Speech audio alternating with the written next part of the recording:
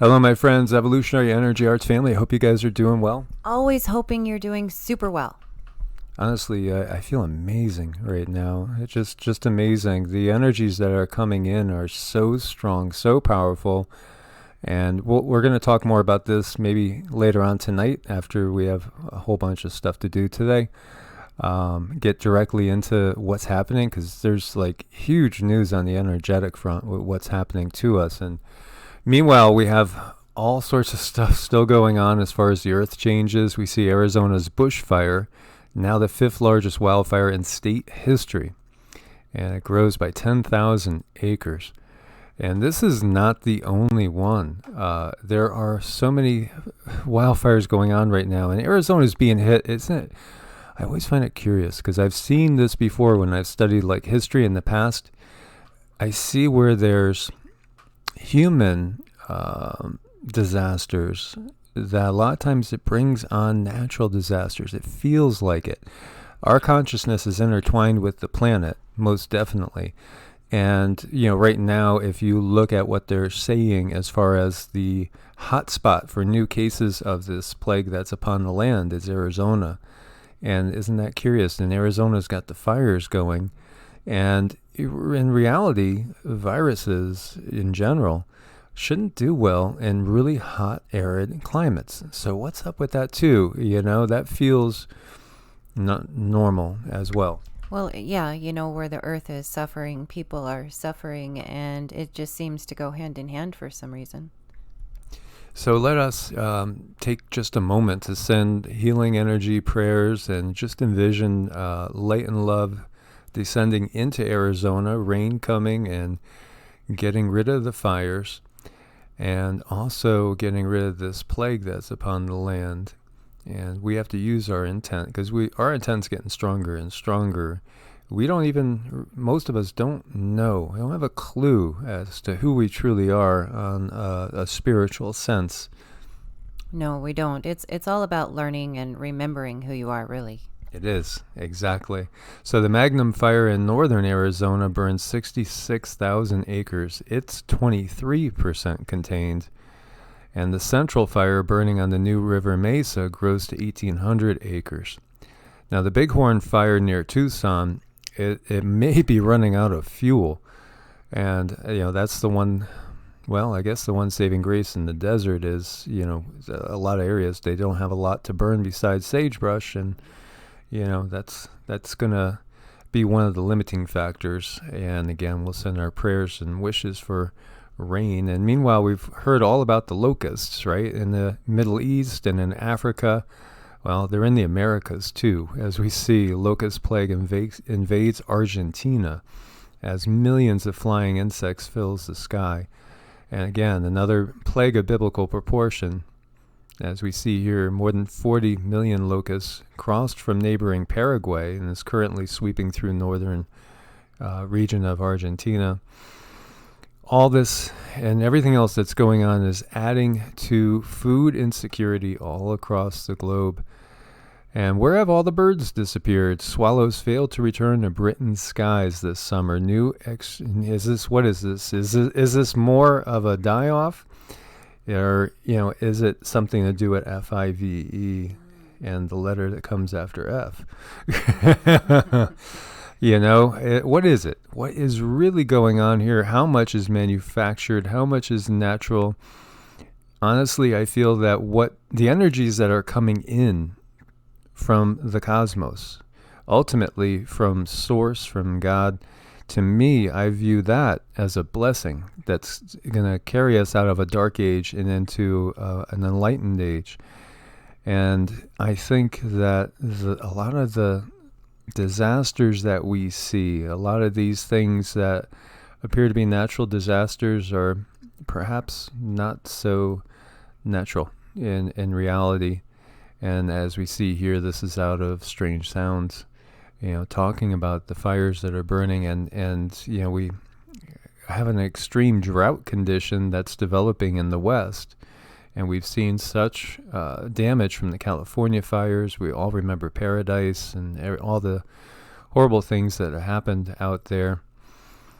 Our consciousness can affect the weather because we're part of the system. Ultimately, everything is interconnected. We know through quantum physics, quantum entanglement. Everything affects everything else, and things for one thing, one case, one instance, things are not as solid as they appear. And we see homes destroyed after intense thunderstorms, nearly a month's worth of rain in 3 hours in the UK. And they were destroyed by lightning strikes. A lot of, that's pretty wild to see. A number of houses in Merseyside, Birmingham, and Sheffield were pictured in smoke after they were struck by lightning. And we've talked about the lightning getting more intense, storms getting more intense, magnetosphere going down. We are in a magnetic pole reversal as well as a grand solar minimum. So there's a lot of things naturally that's going on, and there's a lot of things that don't seem to be natural at all. Nearly 1 million pigs culled. Yep. And now this is a swine fever outbreak in Nigeria. And so again, I was thinking about the pig population and how globally, it's in China, they lost half of the entire population of animals. This is, just wild what we're seeing. How about 100 degrees Fahrenheit in the Arctic Circle, in a Russian town in the Arctic? That's kind of crazy. They do get wild swings, but it's a record. So we have record warmth as well as record cold, and we most definitely have record storms. And we've been looking at Iceland because it's been swarming. It's been giving signs with perhaps some new volcanic activity that will come on. And we see Grimsvötn volcano is getting ready for its next eruption. And you have a seismic swarm going on, including a 5.7 and a 5.4. Iceland is ruggedly beautiful, but boy, that would be a challenge to live up there. For one, I don't know if people realize just how high up it is. It's like living in northern Alaska. Now, it is warmed by the Gulf Stream at some point, and we've already seen signs that the Gulf Stream is slowing down. And when that stops, then we are in for the ice age to come, where whatever is going on over in Northern Europe will be all covered in ice for sure. Same thing with the eastern part of North America, as we know from past records. And we did see a pretty large quake in Oklahoma after the president's rally. Interesting, isn't that? Interesting. Emotions, again. Energies. We are powerful. And yet a 4.2, that was the largest one since the 4.4 in May 2019.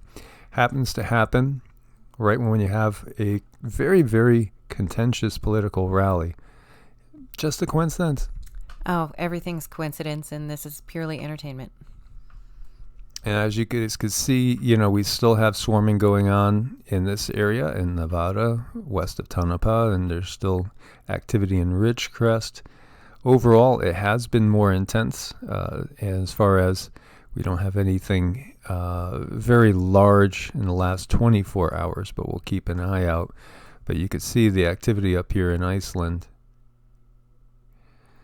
So lots of new volcanoes will be probably coming on, and they see unusual green glow detected for the first time in the atmosphere of Mars, and this is due to oxygen. So interesting, isn't it? Mars, I feel that Mars was inhabited. I feel Mars was the victim of, a horrible war, and there's been a lot of legends about that. And it makes you wonder about wars in space. And how about Tiamat? How about the asteroid belt? All these different legends, the Sumerian legends, of a destroyed large planet. And, perhaps many people that are on Earth now have genetic lineage that go back to Mars as a home, perhaps? Oh, definitely, perhaps, yeah. And so this is third phase of the moon. They have some interesting videos. Now, there's a person on Facebook, which they usually link all the sources, and they don't have the source for Facebook here, that was watching an ISS, International Space Station. I was going to call it ISIS, live feed. And we've seen some crazy stuff off of these live feeds. We've seen ships go by. We've seen all sorts of stuff. And this one might take the cake. I think so. This one actually made me feel really dizzy, which is indicative of like a draconian issue here.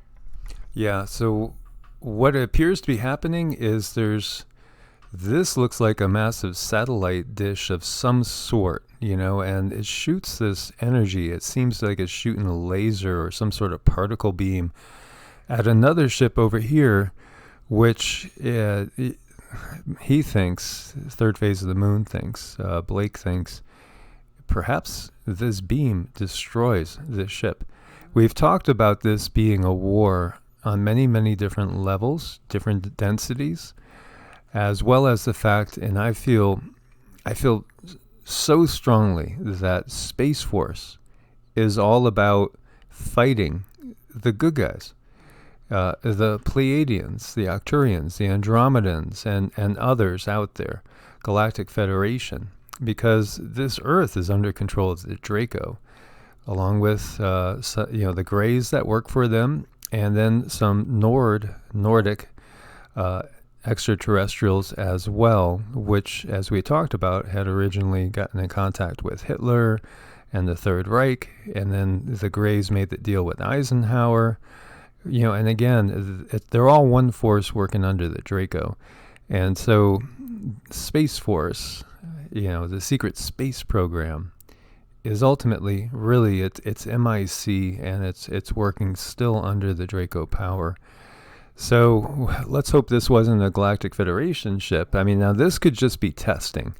They are putting up tens of thousands of things, satellites, etc., up in the atmosphere right now, because they're getting ready for a galactic war like we haven't seen. Now, we did see them in the past when we talk about just, please do go into the Puranas, go look into, just do a Google search on Vimanas and Wars of the Gods, because in Hinduism, they talk about it so well and in such depth.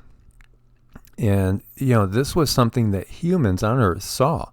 They would see what appeared to be it's really, really reminiscent of Star Wars, with these fighters, these incredible spaceships going by and having battles, blowing each other up out of the sky.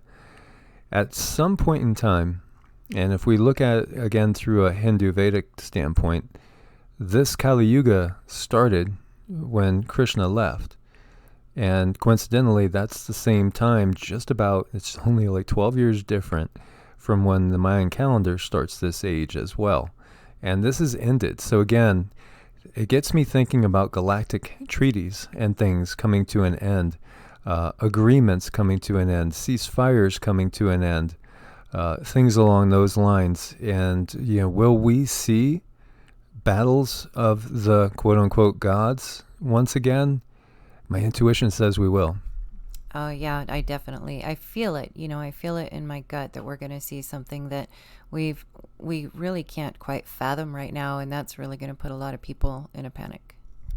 Yeah, signs in the skies, particle beams blowing alien ships out of the sky.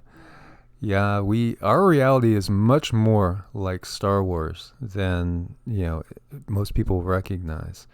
Life abounds out there.